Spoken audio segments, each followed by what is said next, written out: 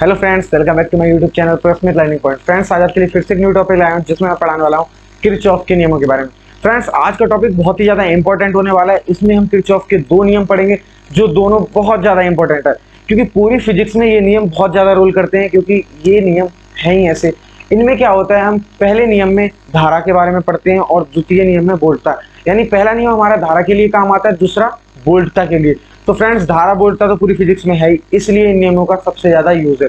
तो फ्रेंड्स, आज की वीडियो होने वाली है बहुत खास। तो प्लीज नए सब्सक्राइबर हैं तो प्लीज चैनल को सब्सक्राइब कर दीजिए और बेल आइकन का बटन दबा दीजिए, इससे मैं कोई भी वीडियो डालता हूं उसका नोटिफिकेशन आप तक पहुंच जाए। तो फ्रेंड्स, आज की वीडियो खास है तो इसके बिल्कुल मत करना और लाइक जरूर कर देना। लाइक करना भूल जाते हैं तो फ्रेंड्स प्लीज लाइक कर दीजिए। तो देखते हैं सबसे पहले किरचॉफ के प्रथम नियम के बारे में।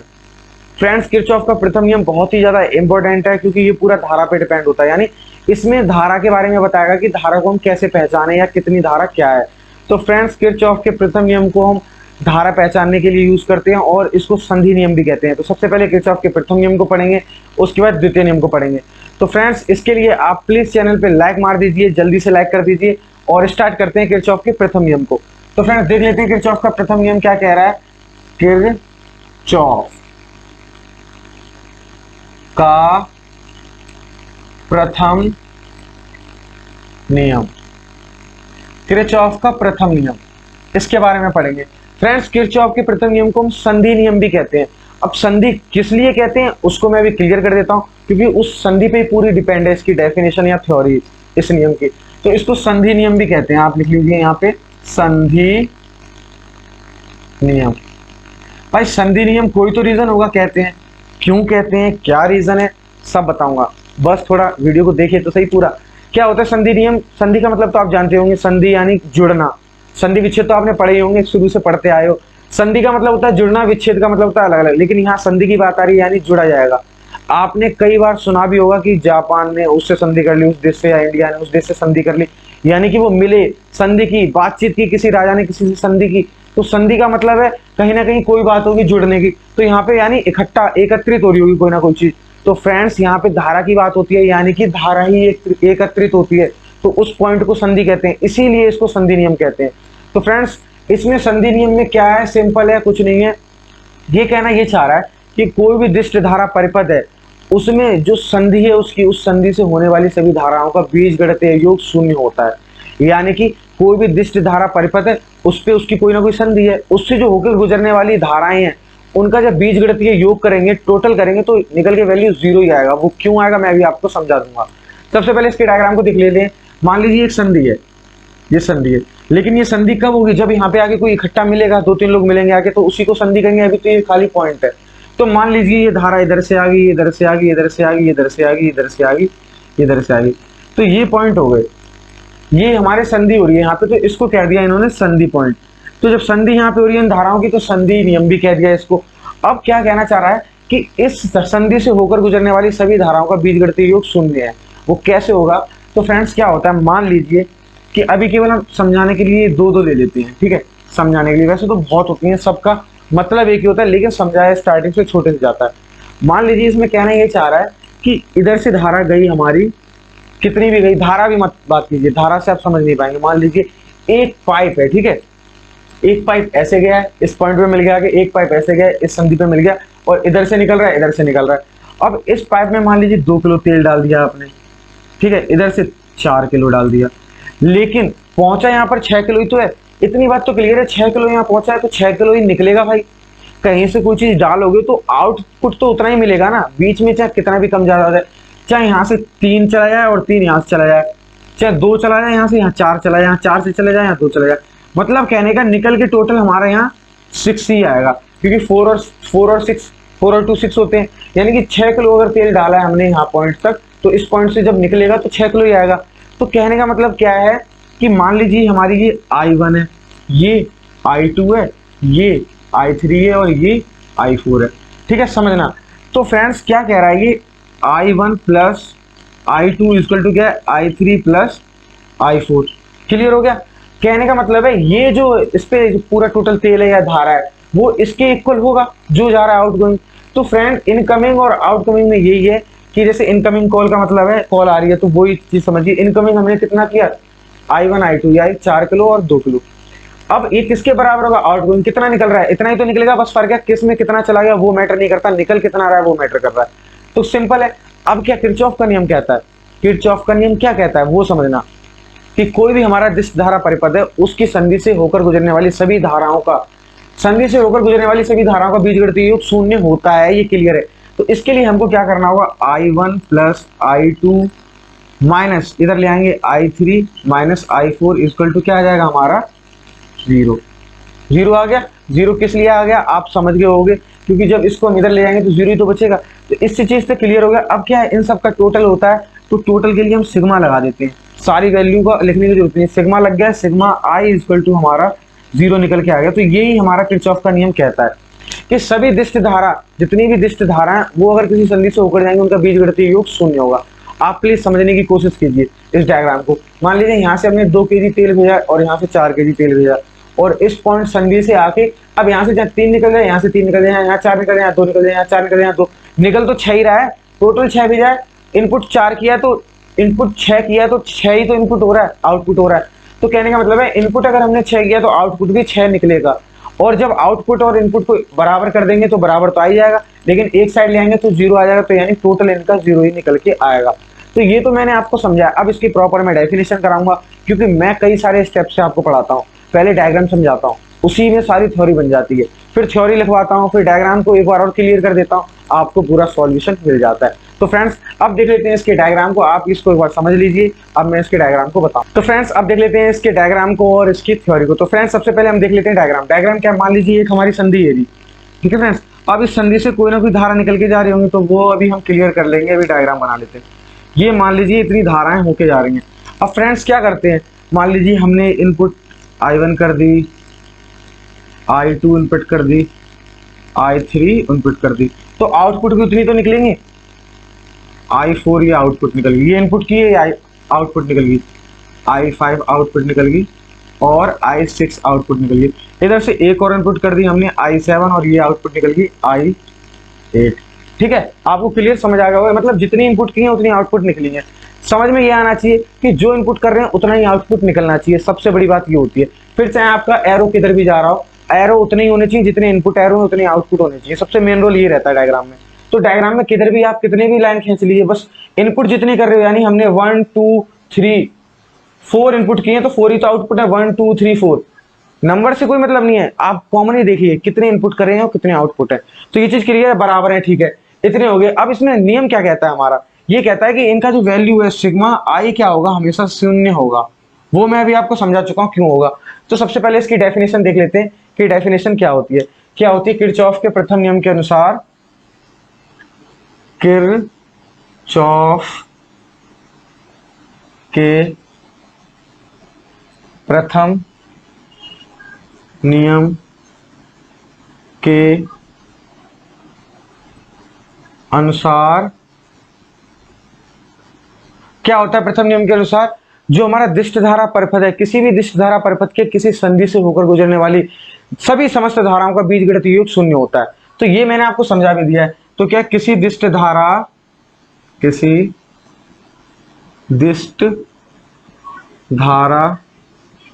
परिपथ से,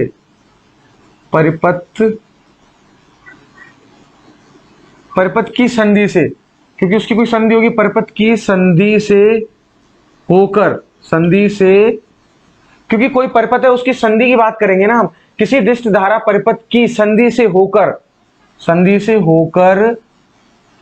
गुजरने वाली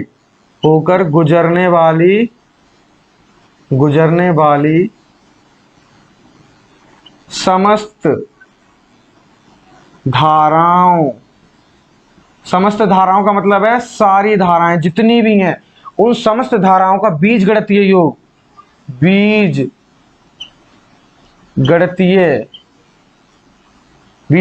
योग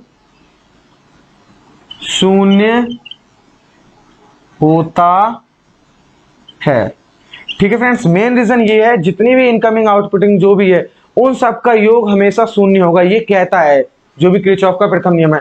वो कैसे कहता है, इसको मैंने अभी आपको प्रूव करके बता दिया, एक बार और बता देता हूं कि मान लीजिए हमने पहले इनपुट वाली सारी तरफ एक तरफ लिखते हैं, I1 इनपुट किया प्लस I2 इनपुट किया प्लस I3 इनपुट किया प्लस लास्ट में ये i7 हमने इनपुट कर दिया। इनके आउटपुट बराबर होगा ना, जितना इनपुट किया उतना ही। तो यानी आपने कहीं किसी पाइप में 6 किलो तेल डाला, उसके बीच में एक जॉइंट है, फिर जॉइंट के बाद फिर एक पाइप है, फिर उसमें से कितना तेल निकलेगा उतना ही तो निकलेगा, चाहे फिर उसमें कितने भी पार्टीशन कर दीजिए। मान लीजिए 6 किलो एक पाइप से आया तेल और उसके बाद 4 पाइप बन गए, तो 6 किलो एंड में टोटल निकलेगा। बस फर्क है कितना कितना किसमें से निकल रहा है वो मैटर नहीं करता। तो टोटल उनका बराबर ही तो होगा। i1 plus i2 plus i3 plus i7 इतना इनपुट किया, आउटपुट किया हमारा i4 plus i5 plus i6 plus i8। ठीक है, ये तो हमने आउटपुट किया, तो ये वैल्यू इसकी इक्वल होगी। लेकिन जब इसको हम इधर ले आएंगे, अब क्या है, इतना सारा ही होगा तो सिग्मा लगा देते हैं, सिग्मा i1 और इक्वल टू सिग्मा इसको i डैश कह दिया। ठीक है, अब जब सिग्मा i1 माइनस ये इधर आ जाएगा sigma i dash equal to 0 हो जाएगा। लेकिन बात क्या कह रहा है टोटल ये हमारी, कि टोटल सिग्मा का वैल्यू i का 0 होता है। अब ये माइनस होके कोई ना कोई वैल्यू तो निकल के आएंगे, तो sigma i1 minus sigma i dash निकल के i तो निकल के आएगा, तो सिग्मा i इक्वल टू हमेशा 0 शून्य ही आएगा। तो फ्रेंड्स ये चीज आपको क्लियर होगी। एक बार इसकी डेफिनेशन देख लीजिए, डायग्राम देख लीजिए, आप इसका स्क्रीनशॉट ले सकते हैं, नोट कर सकते हैं, उसके बाद मैं इसको आगे लेके चलता हूँ। तो फ्रेंड्स आपको लगभग समझ आ गया होगा ये टॉपिक में क्या करा है मैंने, बहुत ही इजी तरीके से आपको समझा दिया। पहले डायग्राम को समझाया, फिर उसके बाद प्रॉपर थ्योरी लिखवाई और एक प्रॉपर डायग्राम बनवाया। तो फ्रेंड्स सबसे मेन रोल होता है सिग्मा i इक्वल टू हमेशा शून्य आएगा।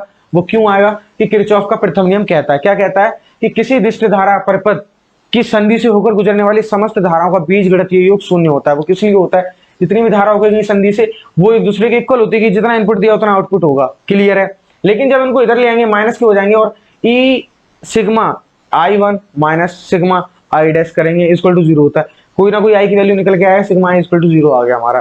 तो ये तो था किरचॉफ का प्रथम नियम, जिसको संधि नियम भी कहते हैं। तो फ्रेंड्स अब चलते हैं किरचॉफ के द्वितीय नियम की। तो फ्रेंड्स अब हम देख लेते हैं किरचॉफ का द्वितीय नियम, जो बहुत ज्यादा इंपॉर्टेंट है और इसमें मजा आने ही वाला है। इस नियम में बहुत ज्यादा इंटरेस्ट है, क्योंकि ये फर्स्ट नियम से बिल्कुल डिफरेंट है। उसमें केवल धारा की बात थी, इसमें धारा भी है, प्रतिरोध भी है और वैद्युत वाहक बल भी है। इसीलिए तो इसको हम वोल्टता का नियम भी कहते हैं, क्योंकि वोल्टता पे ही तो डिपेंड होता है हमारा वैद्युत वाहक बल। तो इसमें वैद्युत वाहक बल है, प्रतिरोध है और धारा है। तो इन तीनों के बारे में है इसमें। तो देखते हैं इनका रोल क्या है तीनों का। सबसे पहले एक छोटा सा डायग्राम बता रहा हूँ, उसको समझिए, उसके थ्रू आप समझेंगे कि किरचॉफ का नियम क्या है, द्वितीय नियम क्या है। उससे पहले एक छोटी सी डेफिनेशन समझिए आप। ये नियम पता क्या कहता है, ये कहता है कोई भी बंद परिपथ है, उसके विभिन्न खंडों में जो भी धारा बह रही है और जो भी प्रतिरोध है, उनका गुणनफल का योग, पहले उनका मल्टीप्लाई कर दो धारा और प्रतिरोध का जितने भी हो, फिर उनका टोटल कर दो, फिर उस लूप में जो वैद्युत वाहक बल बह रहा है उसका योग दोनों के बराबर होगा। समझ आया, यानी I into R equal to वैद्युत वाहक बल क्या होता है हमारा E, ये बराबर होंगे। आप समझिए एक बार डायग्राम। मान लीजिए हमने एक डायग्राम बनाया, ये हमारा एक लूप है, बंद लूप, इसमें ये रहा हमारा प्रतिरोध। ठीक है, अब क्या है, ये बैटरी बना दी। अब बैटरी से धारा तो बहेगी, ये धारा निकल के गई हमारी और इधर आ गई, और इधर से ये आ गई, ये प्लस ये माइनस चार्ज हो गया बैटरी पे। तो देखिए ये हमारी I1 या I धारा निकली, अभी तो केवल एक ही धारा I धारा गई, यहाँ से जाके वापस आ गई, लेकिन यहाँ पे एक R प्रतिरोध है। अब ये क्या कहता है नियम, कि जो हमारा वैद्युत वाहक बल E है, इसका योग, जितने भी मान लो वैद्युत वाहक बल हो उन सबका योग कर लीजिए। ठीक है, और जितने भी धारा और प्रतिरोध है उनका गुणनफल करके योग कर लीजिए, दोनों बराबर होंगे। कैसे, क्या कह रहा है, इसमें धारा हमारी I है और प्रतिरोध है R, तो I मल्टीप्लाई R हो जाएगा हमारा। ठीक है, इक्वल टू हो जाएगा हमारा E। अब यहाँ तो केवल हमारा क्या है, केवल एक है, इसलिए सिंपल सा लिख दिया। लेकिन कभी कभार क्या होता है, कई सारे लूप होते हैं, विभिन्न खंड, यानी कई लूपों एक साथ जोड़ दिए, तो उसमें भी वैद्युत वाहक बल कई होंगे और उनकी धारा भी कई होंगी और प्रतिरोध भी। तो उस कंडीशन में क्या होगा, मान लीजिए ऐसे हमारा I मल्टीप्लाई R1 हो गया, फिर प्लस I मल्टीप्लाई R2 हो गया, फिर प्लस I मल्टीप्लाई R3 हो गया। तो इस टोटल को हम क्या लिख सकते हैं, सिग्मा IR। ठीक है, यही तो लिख सकते हैं। इक्वल टू में यहाँ पे भी तो ऐसे बहुत सारे विद्युत वाहक बल होंगे, सिग्मा तो बाद में आएगा, E1 plus E2 plus E3, ऐसे तो होगा। क्लियर है। अब इनको जोड़ देंगे तो सिग्मा E हो जाएगा। तो जब कई सारी संख्या जोड़ में दी होती है सिग्मा लगा देते हैं, चीज तो आपको मालूम है, ऐसे ही लगा दे। तो इसका नियम यही कहता है, sigma IR equal to sigma E। नियम ये कहता है, बहुत सिंपल तरीके से समझा रहा हूँ। वैसे तो कई जगह आप कंफ्यूज हो जाएंगे, क्योंकि उसमें सबसे बड़ा टॉपिक रख देते कि माइनस धारा जा रही है, प्लस धारा जा रही है। मैंने ये नहीं समझा इसमें कोई प्लस माइनस है ही, तो दिक्कत ही नहीं है। तो आप इसको समझिए, I1 मल्टीप्लाई R1 है ही नहीं, केवल I1 I है ही नहीं, I1 है, I multiply R1 plus I multiply R2 plus I multiply R3। ये मैं इसलिए समझा रहा हूँ कि केवल इसमें तो आई मल्टीप्लाई आर कर दिया, लेकिन अगर कई सारे दिए उनका योग, उनके प्रतिरोध और धारा का गुणनफल का बीजगणितीय योग और वैद्युत भागबल का बीजगणितीय योग बराबर होगा। वैद्युत भागबल में कोई मल्टीप्लाई नहीं, जितनी भी वैद्युत भागबल दे रखे हैं जोड़ दीजिए और बराबर में आई मल्टीप्लाई R1 प्लस आई मल्टीप्लाई R3 जो भी जितने हैं उनको जोड़ दीजिए, बराबर होंगे। वो बराबर करने के लिए क्या है, सिंपल में लिख देते हैं, टोटल योग को सिग्मा लगा देते हैं जिससे शॉर्ट में हो जाए। सिग्मा आई आर हो गया, इधर सिग्मा ई हो गया। तो यही हमको सिद्ध करना होगा, लेकिन ये सिद्ध करने की जरूरत है क्योंकि ये तो नियम कह ही रहा है। ये किरचॉफ ने नियम इसीलिए तो दिए थे जिससे आप समझ पाएं कि वैद्युत भागबल और धारा प्रतिरोध कितने हैं, आसानी से समझ जाए। कई बार क्या होती है, बहुत ज्यादा भसड़ हो जाती है वायरिंग में, ऐसी धारा को कैसे पहचाने, बहुत सारी वायरिंग क्रॉसिंग में गई है, तो उस टाइम पे बहुत क्रिटिकल कंडीशन होती है। तो इसीलिए इन नियमों का यूज किया जाता है और हम समझते हैं क्या धारा है, क्या प्रतिरोध है, क्या वोल्टता है। तो सब चीज क्लियर होगी। अब देख लेते हैं इसकी प्रॉपर डेफिनेशन, डेरिवेशन, थ्योरी। तो फ्रेंड्स अब हम देख लेते हैं किरचॉफ के द्वितीय नियम की थ्योरी, क्योंकि थ्योरी मोस्ट इंपॉर्टेंट होती है। आप कभी भी भूलते हैं तो एक बार थ्योरी तो पढ़ते हैं, और शॉर्ट थ्योरी मिल जाए तो बात ही कुछ और है, क्योंकि ज्यादा पढ़ने से अच्छा शॉर्ट में पढ़ के समझ जाओ ना, क्योंकि वो लॉन्ग टाइम तक याद रहता है, और ज्यादा में तो भसड़ होती है, केवल थ्योरी बढ़ाने के लिए होती है। तो फ्रेंड्स शॉर्ट थ्योरी मैं आपको देने वाला हूँ, और आपको थ्योरी बहुत ज्यादा इंपॉर्टेंट है। कभी भी थ्योरी को प्रॉपर नोट करिए, छोड़िए मत उसको। अगर आपने थ्योरी नोट नहीं की तो कभी भी आपको प्रॉब्लम क्रिएट होगी और आप समझ नहीं पाएंगे। तो देख लेते हैं किरचॉफ के द्वितीय नियम की थ्योरी। बहुत ही सिंपल तरीके से लिखाऊंगा, बहुत ईजी होती है। इसमें क्या होता है, किसी विद्युत परिपथ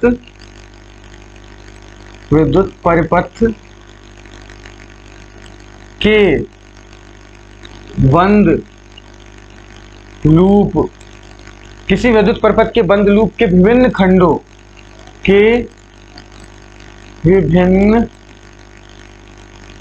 खंडों यानी कई सारे पार्टों से, विभिन्न खंडों से गुजरने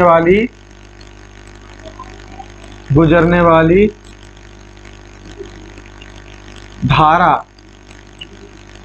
किसी भी बंद लूप में जो भी धारा गुजर रही है उसके विभिन्न खंडों में, और उसके संगत प्रतिरोध और उसके संगत प्रतिरोध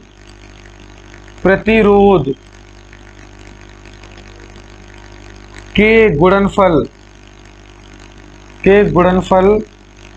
का, एक बार समझिए, थ्योरी ज्यादा लंबी हो जाएगी तो समझ नहीं पाएंगे। किसी वैद्युत परिपथ के बंद लूप के विभिन्न खंडों से गुजरने वाली धारा और उनके संगत प्रतिरोध का गुणनफल, यानी उनका गुणनफल जो हो जाएगा मल्टीप्लाई, उसके बाद उनका योग भी करना है, कि गुणनफल का बीजगणितीय योग,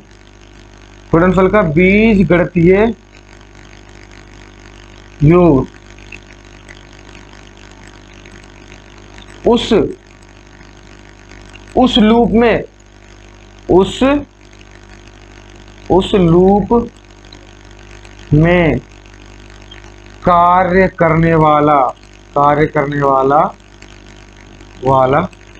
कार्य करने वाला समस्त विद्युत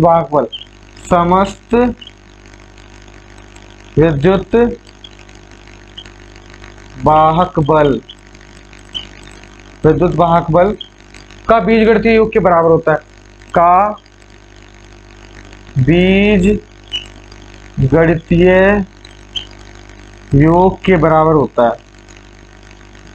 योग के बराबर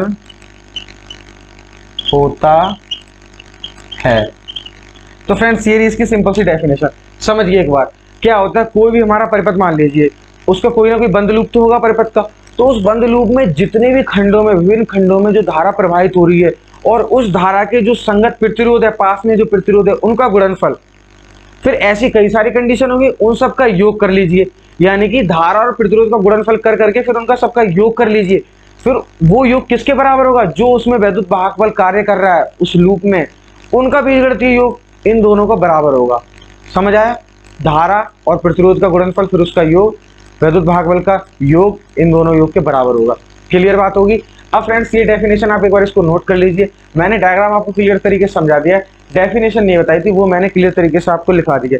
इसका आप स्क्रीनशॉट ले सकते हैं, चाहे आप इसको अपने आप कॉपी पे नोट कर लीजिए। तो फ्रेंड्स आपको समझ आ गया होगा और आपने नोट भी कर लिया होगा। अब एक बार सिंपल सी एंड में डेफिनेशन। तो फ्रेंड्स डेफिनेशन के साथ अगर डायग्राम मिल जाए तो उसका मजा ही कुछ और है। तो मैं इसका डायग्राम यहाँ पे बना देता हूँ पिंक साइड में। हाँ देखिए यहाँ पे जगह, देखिए यहाँ पे इसका डायग्राम ऐसे बनेगा। मान लीजिए एक मैंने ये बैटरी लगा दी यहाँ पे, ठीक है, और ये रहा प्रतिरोध इसका यहाँ पे ये आ गया, और प्रतिरोध एक ये रहा हमारा यहाँ पे। अब फ्रेंड्स यहाँ पे भी एक बैटरी हमारी ये लग गई, तो इसको यहाँ पे जॉइंट कर दिया, यहाँ पे ऐसे जाके तार, एक प्रतिरोध ये रहा, और ये बन गया हमारा डायग्राम। तो फ्रेंड्स ऐसे बनेगा डायग्राम, एक बैटरी यानी वैद्युत भागबल हमारा ये रहा E1, ये रहा हमारा E2, ठीक है। अब क्या होगा, प्लस माइनस, ये हमारा प्रतिरोध हो गया R1, प्रतिरोध R2, प्रतिरोध R3, तो 3 प्रतिरोध हो गए हमारे, ठीक है। अब इनमें धारा बहेगी, तो यहाँ से जो धारा बह के आ रही है वो तो हमारी धारा I1 है, लेकिन जो यहाँ से बहेगी वो तो I2 है। अब ये I2 I1 निकल के यहाँ पे I3 हो जाएगी, लेकिन उसको हम नहीं लिखेंगे, तो यहाँ पे आके, लेकिन यहाँ के बाद I2 ही रह जाएगी, तो ये I2 यहाँ आके मिल गई, और ये I1 आके यहाँ पे I1 मिल जाएगी आके, समझ गए। धारा I1 यहाँ से निकली घूम के I1 यहाँ मिल गई आके, धारा I2 यहाँ से निकली घूम के I2 यहाँ मिल गया आके, इतनी चीज समझो। तो फ्रेंड्स यहाँ पे 2 इक्वेशन बनेंगे, यानी 2 लूप है, लूप फर्स्ट, लूप सेकंड, इन दोनों की दोनों इक्वेशन बनेंगी, दोनों मैं आपको क्लियर तरीके से समझा दूंगा, बहुत ईजी तरीके से। सबसे पहले देख लेते हैं, तो फ्रेंड्स लूप फर्स्ट में देख लेते हैं क्या करना होगा। सबसे पहले हमको लूप फर्स्ट में कुछ नहीं करना, ये रहा लूप फर्स्ट हमारा, इसमें क्या करना होगा, क्या कहा है थ्योरी में, यही तो कह रहा है जो भी हमारी धारा है उसका संगत प्रतिरोध का गुणनफल उसके बीजगणितीय योग के बराबर होगा, किसके, वैद्युत भागबल के। लेकिन कैसे करेंगे इसको, देखिए इसमें पहले मैथ फर्स्ट में बात करते हैं ना, लूप फर्स्ट में, तो इसमें धारा ये रही और उसका संगत प्रतिरोध R1 ये रहा, मल्टीप्लाई कर दीजिए, I1 मल्टीप्लाई R1, सिंपल। लेकिन अब क्या है, इधर भी तो है, I2 मल्टीप्लाई R2 कर दीजिए, कर देंगे I2 मल्टीप्लाई R2, लेकिन यहाँ पे साइन जरूरी है प्लस का है, प्लस का कैसे आएगा, अगर ये सिंपल होता तब, यहाँ पे ये प्रतिकर्षित हो रहा है, ये धारा आएगी, ये धारा टकराएगी तो प्रतिकर्षण होगा, इसलिए यहाँ पे माइनस का साइन आ जाएगा, ठीक है फ्रेंड्स। इज इक्वल टू में किसके आएगा, जो भी टोटल वैद्युत भागबल है, इन दोनों का योग नहीं करना, ये कंफ्यूजन हो जाएगा, ये गलती कतई मत करना, इन दोनों का यहाँ पे योग नहीं होगा, क्योंकि टोटल वैद्युत भागबल निकालने के लिए हमें इसमें माइनस करना पड़ेगा। तो E1 माइनस हमारा हो जाएगा E2, क्योंकि लूप हमारा E1 में से E2 माइनस कर देंगे तो टोटल हमारा निकल के आ जाएगा वैद्युत भागबल, और ये हमने संगत प्रतिरोध और उनकी धाराओं का गुणनफल करके योग भी कर दिया। तो ये इक्वेशन फर्स्ट हमारी एक बन जाएगी, इक्वेशन फर्स्ट बन गई। अब इक्वेशन सेकंड क्या बनेगी, देख लीजिए, मैथ सेकंड में बात करते हैं, लूप सेकंड में, इसमें क्या होगा हमारा, क्या है लगा लीजिए, I2 मल्टीप्लाई R3 कर देंगे आप, सिंपल, क्योंकि धारा I2 है R3, लेकिन यहाँ भी ये नहीं हो सकता, सबसे बड़ा कंफ्यूजन यहाँ पे होगा ये I1 धारा और I2 धारा का।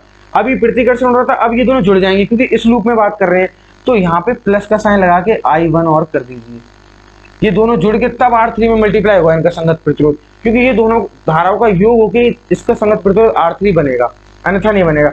अब बात करते हैं I2 का संगत प्रतिरोध R2 है, सिंपल कर दीजिए, plus I2 multiply R2 equal to क्या हो जाएगा, वैद्युत भागबल E2। अब फ्रेंड्स आप सोच रहे होगे यहाँ पे तो E1 माइनस E2 किया, यहाँ पे क्यों नहीं किया, यहाँ पे इसलिए नहीं किया कि जब इसकी मैथ्स की बात करें तो ये हमारा सब कवर्ड हो रहा था उसमें, तो इसलिए इसमें ये वैद्युत भागबल माइनस किया, लेकिन इसमें क्या अकेला यही वैद्युत भागबल है, इसलिए इसको माइनस नहीं करेंगे, सिंपल सामने लिख देंगे। तो ये 2 इक्वेशन बनेंगी बहुत ही सिंपल तरह की, ये इक्वेशन सेकंड बन गई हमारी, ये 2 है, ठीक है, तो E2 हो गया, ये इक्वेशन फर्स्ट होगी, लूप सेकंड की इक्वेशन लूप सेकंड होगी, लूप फर्स्ट की लूप फर्स्ट होगी इक्वेशन।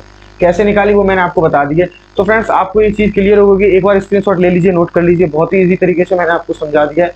दोनों इक्वेशन कितने तरीके अच्छे से बनाया मैंने। तो फ्रेंड्स आपको ये दोनों क्लियर हो गई, इक्वेशन कैसे बनी है, लूप फर्स्ट में loop first equation, loop second में लूप सेकंड इक्वेशन।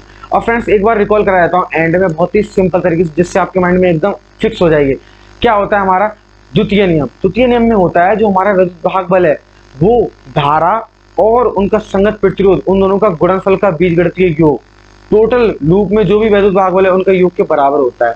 वही हमने किया है। ये रहा हमारा लूप, इसमें जितनी भी धारा है और उनके संगत प्रतिरोध का गुणनफल किया, टोटल किया और उसके बराबर रख दिया वैद्युत भागबल का योग। योग कैसे निकल के आएगा, जब हम माइनस करेंगे।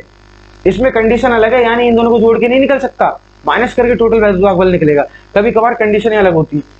इसमें हमने E2 इसलिए सामने रखा क्योंकि मैथ सेकंड में केवल E2 ही आ रहा है, लेकिन मैथ फर्स्ट में हमारा E1 भी आ रहा है, इसलिए E1 माइनस E2 करेंगे। ऐसे तो आया मैथ फर्स्ट में, तो E1 भी बात करी इसने, E2 की भी बात करी, इसलिए इन दोनों को हमने रख के माइनस किया।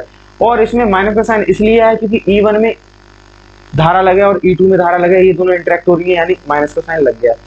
अब मैथ सेकंड में केवल क्या, ये धारा यारी, इसलिए प्लस कर दिया I1 plus I2 into R3, लेकिन वैद्युत भागबल तो वही है, तो इसलिए E2 इक्वल टू कर दिया। तो फ्रेंड्स मैंने आपको एक टॉपिक बहुत ही इजी तरीके से क्लियर किया है। इतनी मेहनत के लिए एक लाइक तो बनता है, प्लीज वीडियो को लाइक कर दीजिए, और नए सब्सक्राइबर है तो प्लीज चैनल को सब्सक्राइब कर दीजिए और बेल आइकन का बटन दबा दीजिए, जिससे मैं कोई भी वीडियो डालता हूँ उसका नोटिफिकेशन आप तक पहुंच जाए। तो फ्रेंड्स आज की वीडियो के लिए इतना ही। अगर आपको कोई भी प्रॉब्लम रही हो तो प्लीज कमेंट सेक्शन में कहिए, मैं उसके लिए अच्छी अच्छी वीडियो लाऊंगा। और मेरी सभी वीडियोस देखने के लिए मेरे डिस्क्रिप्शन बॉक्स में उनका लिंक दे रखा है, आप देख सकते हैं और कॉन्सेप्ट को समझ सकते हैं। तो फ्रेंड्स आज की वीडियो के लिए इतना ही। घर पर रहिए, स्वस्थ रहिए, व्यस्त रहिए, मस्त रहिए। Thank you friends.